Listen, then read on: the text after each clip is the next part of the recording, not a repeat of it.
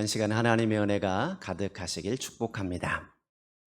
사람은 태어나서 걷기까지 수없이 넘어지고 여러 번 엉덩방아를 찢습니다. 넘어지지 않고 걸음마를 배운 사람은 한 사람도 없습니다. 자전거를 탈 때도 마찬가지입니다. 능숙하게 자전거를 타기까지 수없이 넘어지고 무릎도 까집니다. 한 번도 넘어지지 않고 자전거를 배운 사람은 없습니다. 야구에서 홈런을 많이 치는 홈런왕일지라도 홈런왕이 되기까지 무수히 많은 삼진아웃을 당합니다. 삼진아웃을 한 번도 당해보지 않은 야구 선수는 없다는 말입니다. 누구나 안타를 치고 싶고 홈런을 치고 싶지만 아웃을 당하기도 합니다. 사람 중에 실수하지 않는 사람은 없습니다. 누구나 실수하고 잘못합니다. 그러나 훌륭한 사람은 실수했을 때 빨리 깨닫고 똑같은 실수를 반복하지 않는 사람입니다. 실수할 수 있지만 실수했던 것을 회개하고 반복하지 않아야 훌륭한 사람이라 할 수 있습니다. 함께 읽어가고 있는 사무엘하는 11장을 기점으로 전반부와 하반부로 나누게 됩니다. 전반부인 1장에서 10장까지는 사울이 죽은 후에 다윗이 유다 왕에서 전체 이스라엘의 왕이 되어 성공적으로 나라를 이끌어가는 내용들이 기록되어 있습니다. 예루살렘을 정복하여 통일 왕국의 수도로 삼고 언약궤를 다윗성으로 가져오고 블레셋과 아람과 모압과 암몬과 같은 주변국들을 하나씩 정복해 나아갑니다. 사울의 손자 무비보셋을 선대함으로 공의로운 나라를 만들어갑니다. 그런데 사무엘하 11장 사건을 기점으로 하반부인 11장에서 20장은 앞부분과는 대조적으로 다윗 왕국에 밀어닥친 연속적인 시련과 어려움에 대해서 기록하고 있습니다. 큰아들 암논이 이복 동생 다말을 강간하게 되고 다말의 오라버니 압살롬은 같은 형제인 암논을 죽이는 일이 일어납니다. 이어서 압살롬의 반역과 세바의 반역 사건이 기록되어 있습니다. 한마디로 다윗 가문에 풍파와 어려움이 계속해서 밀려오고 있습니다. 그렇다면 11장에 무슨 일이 있었을까요? 다윗에게 있어서 사무엘하 11장은 찢어버리고 싶은 부분일 수 있습니다. 다윗 인생에서 가장 지우고 싶은 정말 부끄러운 사건이 기록되어 있습니다. 이스라엘은 암몬과 전쟁 중에 있었습니다. 모든 부하가 출정했지만 다윗은 저녁 때가 되어서야 침상에서 일어났습니다. 왕궁 옥상을 거닐던 중 한 여인이 목욕하는 것을 보았습니다.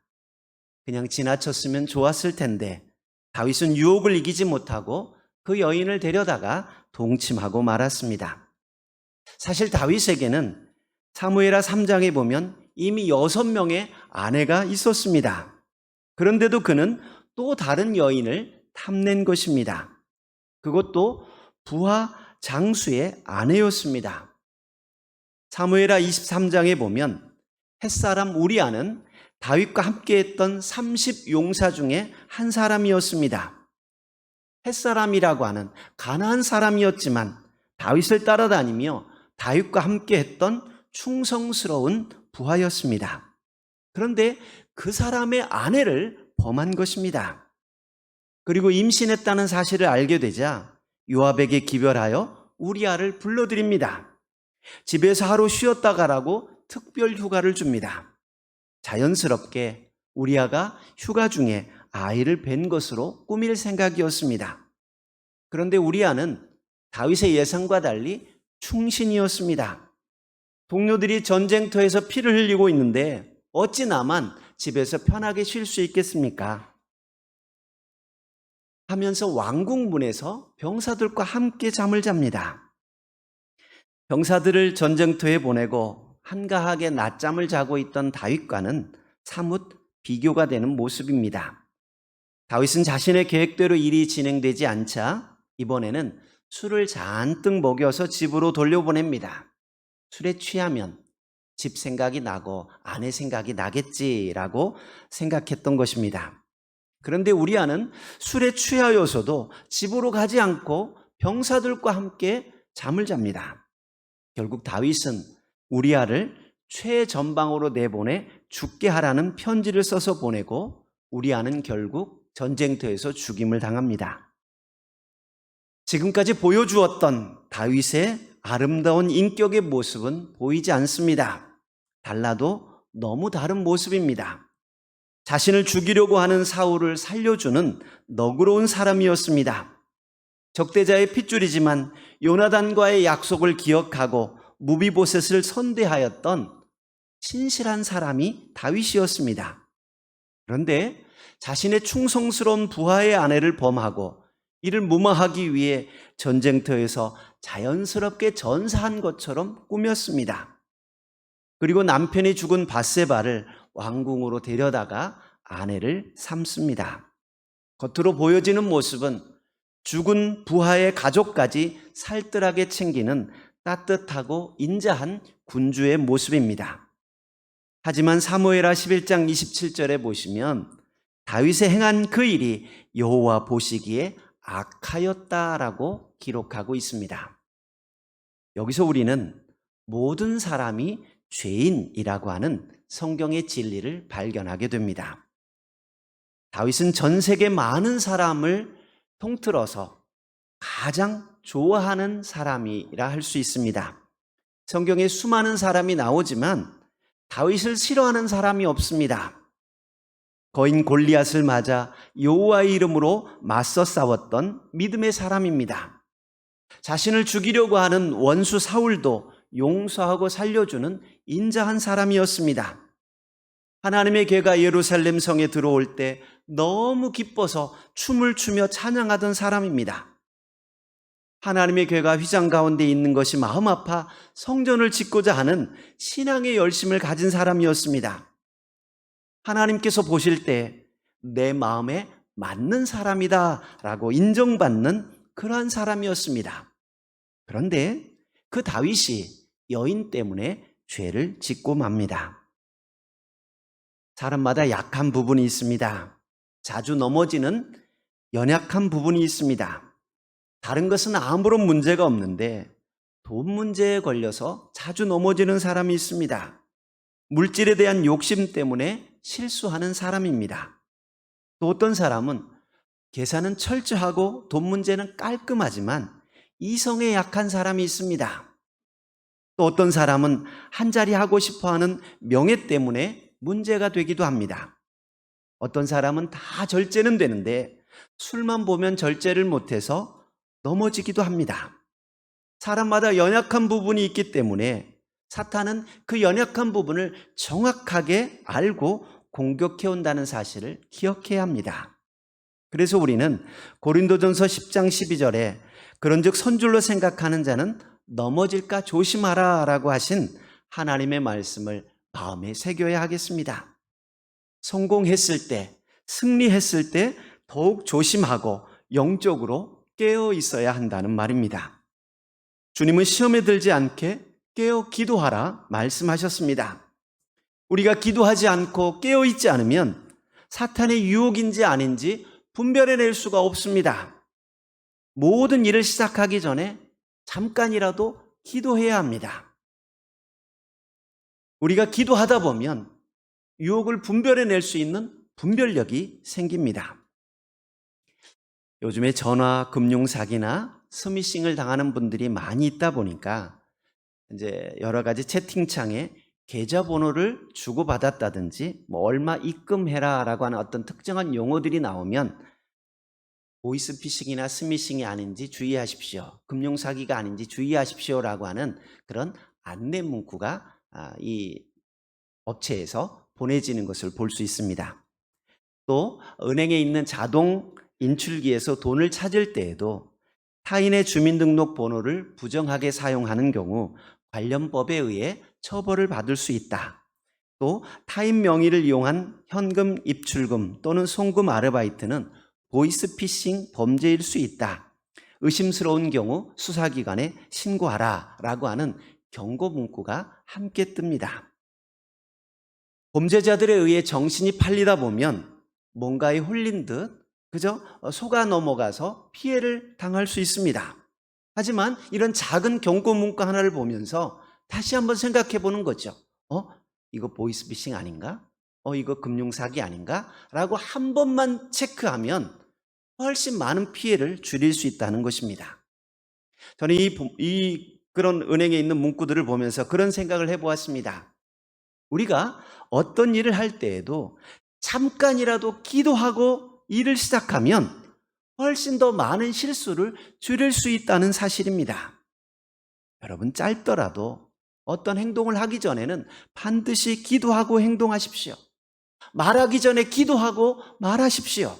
내가 이 말을 해야 되는지 안 해야 되는지, 이 말을 할 때 득이 될 것인지, 상대방에게 상처를 주지는 않는지 한 번쯤 점검하고 기도하고 말을 해야 합니다. 그래서 시편 기자는 여호와여 내 입술에 파수꾼을 세워주십시오라고 기도하기도 하였습니다. 잠깐이라도 기도하는 사람과 기도하지 않는 사람은 천지 차이가 납니다. 음식을 먹을 때에도 기도하십시오. 하나님, 이 음식 먹고 하나님의 영광을 위하여 살아가도록 건강 주십시오라고 기도하고 음식을 먹으십시오. 잠깐이라도 기도하는 사람은 육신의 정욕을 위해 음식을 먹지 않을 것입니다. 이것은 하나님이 기뻐하지 않는 일이구나. 술 마시면서 기도하면서 마시는 사람은 보지 못했습니다. 양심에 찔리는 거지요. 내가 기도할 때 이 음식이 하나님께 영광이 될 것인지 아닌지 분별해낼 수 있다는 말입니다.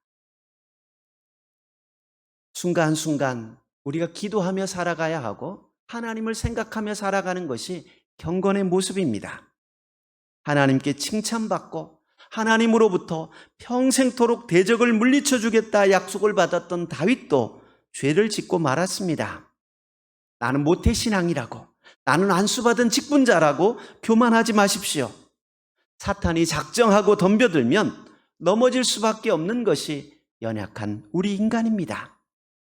그래서 우리는 겸손하게 하나님을 의지하며 나아가야 합니다.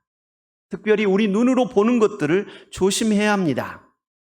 다윗이 목욕하는 여인을 볼 때 사탄의 유혹이 시작되고 범죄가 시작되었습니다. 우리가 무엇을 보느냐에 따라 생각이 따라오고 행동이 따라옵니다. 하와가 선악과를 보고 있을 때 완직하고 먹음직하고 지혜롭게 할 만큼 탐스럽다라고 생각되었습니다. 결국 선악과를 따먹는 행동을 하게 되는 것입니다. 먹을 것을 자주 바라보는 사람은 다이어트를 할 수가 없습니다. 저거 맛있겠다. 저거 새콤하고 참 시원하겠다. 저거 먹으면 너무 좋겠다. 우리 눈으로 자꾸 보면서 다이어트 해야지 말이 안 되는 거지요. 오늘 우리의 눈이 세상의 즐거움과 편안함만을 바라보는 것이 아니라 하나님께 집중하고 하나님만을 바라보며 나아갈 수 있기를 바랍니다. 그럴 때 죄의 유혹을 이길 수 있습니다. 시편 기자는 시편 119편 37절에 말합니다. 내 눈을 돌이켜 헛하는 것을 보지 말게 하시고 주의 길에서 나를 살아가게 하소서라고 기도하고 있습니다. 우리도 눈을 들어 주님만을 바라보아야 하겠습니다. 하나님께서는 범죄한 다윗에게 나단 선지자를 보내셨습니다. 나단 선지자는 전에 다윗이 하나님의 전을 짓겠다라고 생각했을 때 불러서 자문을 구했던 선지자입니다. 어떻게 하면 좋겠습니까? 라고 물을 때 나단 선지자는 기뻐하시는 하나님의 뜻을 전하고 비록 성전 건축은 허락하지 않았지만 다윗 가문과 영원한 언약을 세워주셨고 모든 대적을 물리쳐 주시겠다고 하는 축복의 말씀을 전하였던 선지자입니다. 다윗에게 길한 예언을 하고 축복을 전하였던 선지자입니다. 그런데 이번에는 다윗을 책망하는 말을 전해야 했습니다. 나단 선지자는 다윗 왕에게 가난한 사람에게 있었던 어린 양의 이야기를 전해주므로 다윗의 잘못을 깨닫게 합니다. 다윗은 어릴 적 아버지의 양을 치던 목동이었습니다. 그래서 다윗에게 있어서 양은 다른 많은 동물들보다 특별한 의미가 있습니다. 보통 볼 수 있는 양이지만 다른 사람보다 조금 더 애착을 가지고 지켜보는 동물이 양입니다. 여러분, 똑같은 쌀을 보지만 농사를 지어본 사람과 농사를 지어보지 않은 사람이 쌀을 대하는 마음가짐이 다릅니다. 이 쌀 한 톨을 얻기 위해서 얼마나 많은 수고를 하는지 아는 사람은 쌀 한 톨도 낭비하지 않습니다. 여러분, 요즘에는 그런 부업도 별로 볼 수 없지만 옛날에 인형 눈 붙이는 거, 이런 인형 액세서리 하는 부업들을 많이 했었지요. 정말 얼마 되지 않은 돈이지만 그 돈을 벌기 위해서 인형 눈을 붙여 보았던 사람은 길거리 뽑기 그 기계 속에 있는 인형들을 보면서 그냥 대수롭지 않게 보는 것이 아니라 정말 저 인형 하나 만들기 위해서 누군가 엄청난 수고들을 했겠지라고 하면서 좀 더 특별하게 보는 거지요. 나단이 다윗에게 양의 이야기를 할 때 이미 다윗은 양을 가장 아끼고 사랑한다는 사실을 알고 있었습니다. 나단은 이야기합니다. 한 성읍에 두 사람이 있는데 한 사람은 부하고 한 사람은 가난합니다. 부한 사람은 양과 소가 많이 있는데 가난한 사람은 아무것도 없고 암양 새끼 한 마리뿐입니다. 그 암양 새끼는 그와 그의 자식과 함께 자라며 함께 먹고 함께 품어 누워 자며 딸처럼 여기고 있었습니다. 그런데 어떤 행인이 부자에게 찾아왔습니다. 부자는 행인을 위해서 자기의 소와 양을 잡지 않고 가난한 사람의 그 새끼 양을 빼앗아다가 자기에게 온 사람을 대접하여 버렸습니다. 라고 이야기합니다. 여기까지 이야기를 하자 다윗이 극도로 분노합니다. 감정이입이 된 거지요. 그리고 여호와의 살아계심을 두고 맹세하노니 이 일을 행한 그 사람은 마땅히 죽을 자다라고 소리치릅니다. 이때 나단은 당신이 그 사람입니다 라고 말합니다.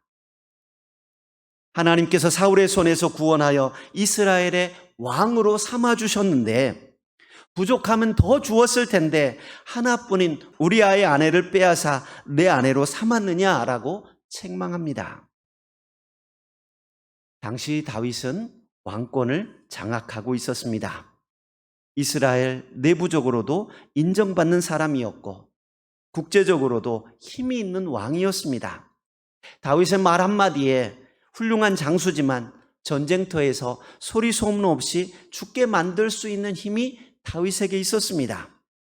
그렇다면 자신의 치부를 들춰내는 선지자 한 사람쯤 없애는 것 마음만 먹었다면 쉽게 가능한 일입니다. 그러나 다윗은 자신의 실수와 잘못을 지적하는 나단 선지자의 이야기를 통해 하나님의 음성을 듣습니다. 한낱 선지자의 이야기가 아니라 이것은 하나님의 음성이다라고 생각하고 곧바로 회개합니다. 13절 보니까 다윗이 나단에게 이르되 내가 여호와께 죄를 범하였노라. 내가 여호와께 죄를 범하였노라. 여기 다윗의 위대함이 있습니다. 그동안 그는 목욕하는 여인을 보고 한눈에 유혹받아 누구인지 알아보고 데려다가 강간하고 임신사신을 숨기고자 전쟁터에 있는 남편을 불러오고 결국 그 남편을 죽게 만들고 자신의 실수를 감추려고 더 많은 죄를 짓고 더 많은 잘못을 저질렀습니다. 지금까지 다윗의 행보로 본다면 범죄 사실을 알고 있는 아랫사람들이나 이 일을 지적하는 나단 선지자를 아마 조용히 처리해 버렸을 것입니다. 그런데 다윗은 당신이 그 사람이다 라고 지적하는 나단의 말에 정신을 차립니다. 더는 숨기려고 하지 않고 곧바로 내가 여호와께 죄를 범하였다고 회개합니다. 여러분, 위대한 사람은 실수하지 않는 사람이 아니라 실수했을 때 곧바로 회개하는 사람입니다. 간혹 다툼이 일어나는 것을 보면 잘못했다고 말하면 금방 끝날 일입니다. 아무것도 아닌 일입니다. 그런데 자존심을 굽히지 않으려고 버티다가 더 큰 싸움으로 번지는 것을 볼 수 있습니다. 죄도 마찬가지입니다. 자존심을 상하지 않으려고 죄를 은폐하고 감추려고 숨기려고 하다 보면 더 큰 죄를 짓게 되고 벗어날 수 없는 죄의 덫에 빠지고 맙니다. 다윗은 돌이킬 수 없는 죄를 지었지만 하나님 앞에 바로 무릎 꿇고 내가 여호와께 죄를 범하였다고 회개합니다. 우리가 기억하고 본받아야 할 모습입니다. 우리도 잘못하고 실수할 수 있습니다. 어떻게 실수하지 않고 살아갈 수 있겠습니까? 그러나 중요한 것은 그것이 하나님의 뜻이 아님을 알았을 때 곧바로 회개해야 한다는 사실입니다. 잘 아는 대로 가룟 유다는 스승을 파는 죄를 지었고 베드로는 스승을 모른다고 부인하는 죄를 지었습니다. 비슷한 죄를 지었지만 가룟 유다는 회개하지 않았고 베드로는 곧바로 통곡하며 회개하였습니다. 하나님께 쓰임받는 사람은 실수하지 않는 사람이 아니라 죄를 지었을 때 곧바로 회개하는 사람입니다. 날마다 하나님 말씀에 비추어 자신이 잘못 살아가고 있는지 점검해야 합니다. 그리고 내가 잘못 행하였다는 사실을 깨닫게 되었다면 곧바로 회개하고 돌이킬 수 있는 믿음의 성도님들 되시기 바랍니다. 이처럼 자신이 잘못한 것을 깔끔하게 시인하고 회개하는 다윗의 멋진 모습을 볼 수 있습니다. 그런데 더 멋진 분은 하나님이십니다. 자신의 잘못을 뉘우치고 회개하는 다윗도 위대하지만 그런 다윗을 기다려주시는 하나님은 더 위대합니다. 여러분, 다윗이 우리아의 아내를 범하고 또 임신한 사실을 알게 되고 우리아가 죽고 밧세바가 아기를 낳기까지 최소한 10달, 적어도 1년 정도의 시간이 지났습니다. 그런데 하나님께서는 이 모든 사실을 알고 계시면서도 곧바로 나단 선지자를 보내지 않았습니다. 1년 가까이 기다려 주셨습니다. 다윗이 자신의 잘못을 회개하고 시인하는 것도 위대하지만 그 다윗이 회개하기까지 기다려주시는 하나님이 더 위대하다는 것입니다. 여러분, 헬렌 켈러 여사의 이야기를 들어보셨을 것입니다. 세상은 고난으로 가득하지만 고난의 극복으로도 가득하다. 장애는 불편하다. 그러나 불행하지는 않다라고 하는 정말 유명한 말을 남긴 미국의 사회운동가입니다. 볼 수 없는 시각장애와 들을 수 없는 청각장애, 그리고 말할 수 없는 언어장애를 가지고 있었습니다. 이 3중의 장애를 가지고 있었지만 이 장애를 극복하고 장애인 인권 운동가로서 장애인 복지와 노동자 보호운동 등 사회운동에 적극적으로 활동했던 대단한 사람입니다. 그런데 3중 장애를 극복한 헬렌 켈러도 대단하지만 그를 인내하며 가르쳤던 앤 셀리번 선생님은 더 대단합니다. 다윗이 용기 있는 대단한 사람이지만 다윗을 돌이키기까지 기다려주신 하나님은 더 위대하고 사랑이 많으신 분입니다. 다윗을 믿고 지켜보았기 때문에 다윗이 죄를 범하고 시인하자마자 곧바로 나단 선지자를 통해 죄를 사해 주시고 죽지 않게 하겠다고 약속해 주십니다. 그리고 다윗과 밧세바를 통해 솔로몬을 태어나게 하십니다. 25절 보시면 솔로몬은 여호와께 사랑을 입었다라는 뜻입니다. 죄를 지었기 때문에 다시는 쳐다보지도 않을 것 같은데 하나님께서는 다윗이 회개하자 그를 용서해 주시고 은혜를 베풀어 주셨습니다. 그리고 약속의 아들 솔로몬을 주셨습니다. 하나님은 우리가 과거에 어떠한 형편으로 살았는지 묻지 않습니다. 현재 내가 죄를 깨닫고 하나님 앞에 회개하기만 하면 하나님께서는 우리의 죄를 기억하지 않으시고 은혜를 베풀어 주시고 사랑해 주십니다. 이것이 복음입니다. 예수님께서 십자가에서 흘리신 피는 우리의 모든 죄를 사하고도 남는 엄청난 효력이 있습니다. 주님이 대신 피를 흘려주심으로 우리의 죄를 사해 주셨습니다. 죄된 모습이 발견되었다면 즉시 회개하고 죄에서 벗어나 의의 길에 서야 하겠습니다. 하나님 우리를 사랑으로 품어주십니다. 물론 죄의 대가는 치러야 합니다. 하나님께서는 다윗의 범죄가 원수들의 비방거리가 되었기에 태어날 아이가 죽을 것이라고 말씀하십니다. 우리아를 암몬 자손의 칼에 죽이고 그의 아내를 빼앗았으니 칼이 내 집에서 영원토록 떠나지 아니하고 내 집에 재앙을 일으키고 내 눈앞에서 내 아내를 빼앗아 내 이웃에게 주고 그 사람들이 내 아내들과 더불어 백주에 동침할 것이다 라고 말씀하십니다. 하나님께서 다윗의 죄를 용서해 주셨지만 다윗이 치루어야 할 죄의 대가는 너무도 컸습니다. 사무엘하 13장 이후의 내용들은 다윗 가문에 불어닥치는 재앙의 이야기가 기록되어 있습니다. 죄를 회개하면 용서해 주십니다. 그러나 죄로 인한 아픔은 너무도 큽니다. 그래서 우리는 할 수 있는 대로 죄를 짓지 않아야 합니다. 회개하면 용서해 주신다는 말씀만 믿고 함부로 죄를 짓고 방종해서는 안 된다는 것입니다.